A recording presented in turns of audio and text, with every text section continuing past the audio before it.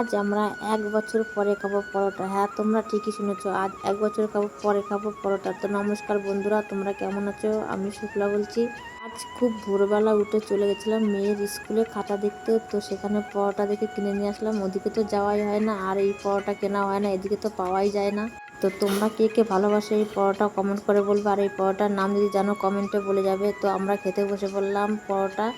আর দুই মেয়ে পেয়ে দেখো তো কত খুশি হয়ে গেছে ওরা। পরোটা দিয়ে সকালে ভাত রেখে দুজনে তিনজনে মিলে পরোটা খেতে বসে পড়লাম। আর আমার ছোটো মেয়ে তো জানেই না যে আমি পরোটা নিয়ে এসে ওকে হঠাৎ করে দিলাম, ও তো আরও খুশি হয়ে গেছে।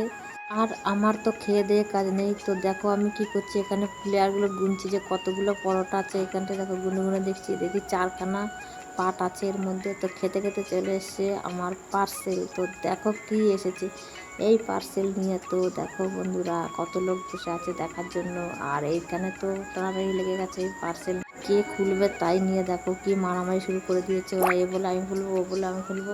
আমাদের বাড়িতে একটা পার্সেল এলে এইভাবে করতে থাকে ওরা। দেখো কি করছে, ছিঁড়ে কি করে দিল কাগজটা। আর তোমরা দেখতে থাকো পার্সেলের ভেতর কি আসছে। আমার মেয়ে বের করছে, আস্তে আস্তে করে বার করছে। তো দেখো চলে এসছে একটা শাড়ি। তো কেমন লাগছে শাড়িটা বলবে। আমার মেয়ে তো বলছে খুব সুন্দর হয়েছে শাড়িটা।